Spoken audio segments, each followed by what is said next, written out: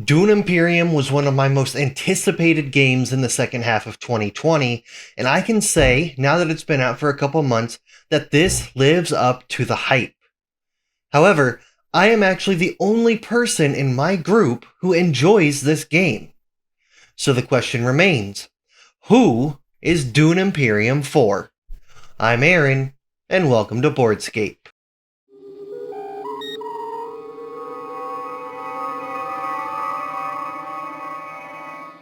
Dune Imperium is actually one of three new games that have combined the elements of worker placement and deck building into one game. The other two, The Lost Ruins of Arnak and Endless Winter, I have yet to play but cannot wait until I can. Endless Winter should hopefully be out by the end of 2021. In Dune, you will be playing as one of the great houses of the universe trying to gain control of the planet Dune. So, how do you gain control? How do you win? Be the first to 10 victory points, and you will be the winning house. You will get victory points in a variety of ways, including deck building, winning conflicts, and going up in the reputation tracks of each of the four guilds. At the beginning of your turn, you will be drawing 5 cards. They can be used to send workers to locations, or buy new cards at the end of your turn. For each symbol on the side of the card, you can send one worker to that location. As I wait, then whatever cards are in my hand at the end of my turn, I will be able to use this bottom blue area in order to help win conflicts or buy new cards. So there is this idea of trying to decide which cards you should use for locations to send workers to, which you should use to buy new cards. What am I going to use now? What am I going to save for later? So who do I think this game is for? First, I think Dune Imperium is for fans of Dune. That might sound redundant, but overall, the game does not scream theme. The art in this game is not great. The board is functional, but it is not catching to the eye. The cards are pretty to look at, but yet simple. Nothing spectacular about them. I am glad that they are not movie stills. If they were, that might have killed this game. So the fact that they went with real art shows that they actually cared enough to spend the extra money on that. But besides the art, this game has so much to offer. The theme in Dune Imperium comes out not in the art, but in the mechanics. Dune is a story all about conflict, and there is plenty of that here. In fact, you have an entire conflict zone where people will be fighting in the planet of Dune in order to gain control and victory points. On top of that, you have all the different factions that show up, or at least 4 of them that show up in the story, that you can gain alliances with, that you can give reputation to, or gain reputation in, and as you do, you gain victory points. This game is chock full of theme, but it's in the mechanics. It's almost like a hidden theme, which is strange for a game like this, but it works very well. So if you are a fan of Dune, then I think the theme will come out in the way that this game plays. I will say, though, that if you are not a fan of Dune, if you do not know these different factions, if you do not know the planet and the desolation that it has, if you don't know the giant sandworms, then a lot of this game will just not make sense to you. Sure, you can still play it. Sure, you will still be able to understand the worker placement, the card building, the deck building, what to buy and where to go. But there are a lot of individual names of characters. There is a card called The Spice Must Flow and Fold Space. There are just a lot of these names that won't really make sense to you.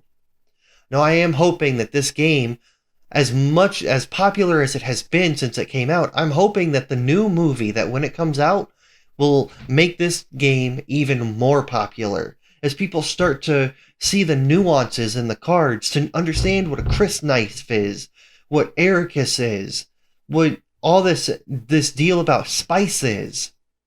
As people start to understand this world, this game will come to life. Another reason this game might be for you is if you like ever-evolving, deep puzzles.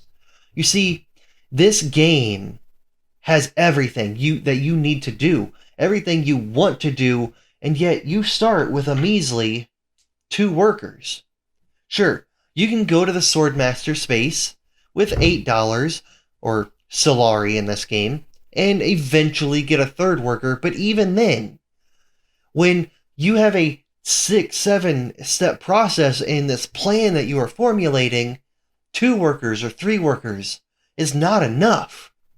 So every single space that you go hinges, your entire plan hinges upon going to the correct space at the correct time and hoping nobody else blocks you. It's a cutthroat game.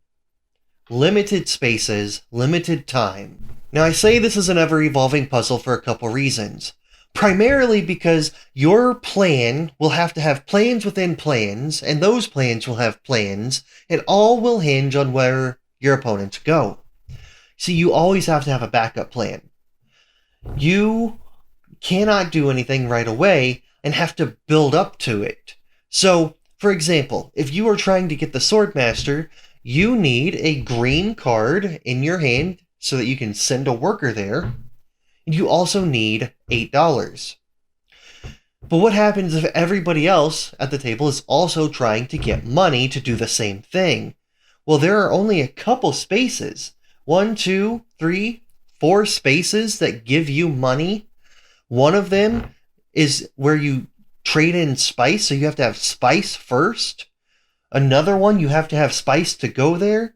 So if everybody is trying to get this very limited amount of money at the beginning of the game, then you might as well have a backup plan where you can get ahead somewhere else while they fight over that. Or what happens when you're going for the Highliner, which is going to give you a lot of troops in this combat area?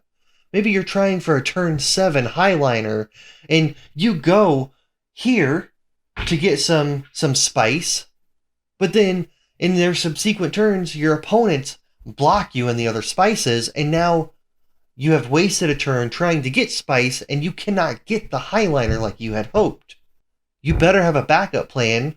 This is an ever-evolving puzzle, all depending on where your plans are headed, where your opponent's plans are headed, and who goes where first. On top of all of that ever-evolving puzzle, there might be a third reason that you might like Dune Imperium, and that is the fact that there is a fair amount of variability in this game, especially for a worker placement game. Now, in this game, you will have all sorts of player cards, and these player cards come with different abilities. They come with different passive abilities right here on this side, and when you use the Signet Ring, they give you each a different ability. So each character will have 2 different abilities, and they are ranked here at the top. Next to their name are little symbols, and those symbols dictate how easy or hard it is to use a corresponding character. So there is a fair amount of variability in which character you use and where you're going to go first, depending on who you start with. On top of that, there's always a fair amount of variability in deck building games. So those are common. But this takes it almost to another level because your cards dictate where you can go on the board. As I said earlier, it's important to plan around being able to go to certain locations by the cards that you buy. So what happens if you're trying to go for the Landraid Council up here, this green area, but you don't draw any green cards? All of a sudden, your plan is ruined just simply based on the cards that you drew. That is a very real possibility in this game. There's also always going to be the variabilities of which cards come out next, whether combos that you pick up the first piece will ever receive the second piece, and these intrigue cards. These intrigue cards give you all sorts of different abilities. Some impact the end of the game, some impact combat, and some simply give resources. But what you get and what your opponents get is a secret. So you won't know which intrigue cards your opponents have, which again ups the variability. The final reason Dune Imperium might be for you is if you are a giant fan of player interaction within your worker placement games. This has player interaction at a premium. In fact, there are 3 different ways. The first is your typical worker placement, where your opponents will be able to block you, and you can block them and ruin your plans. That has already been covered. There's not really much to say about that, but that's typical worker placement style player interaction. On top of that, though, there is an entire conflict zone here that has to be taken into account. Your troops are going to be found in 2 different spots here.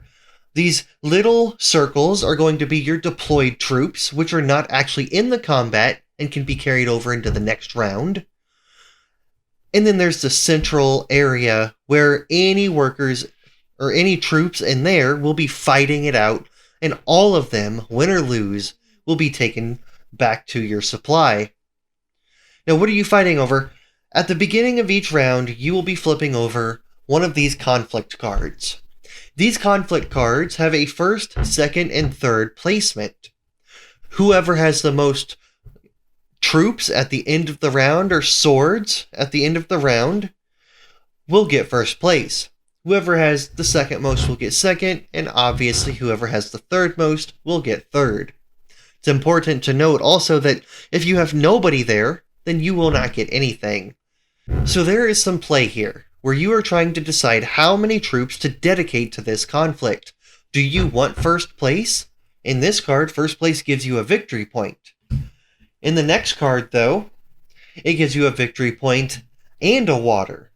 And there's some cards with no victory points on them at all, but purely resources. So do you really need first place? Or is second place good enough for now?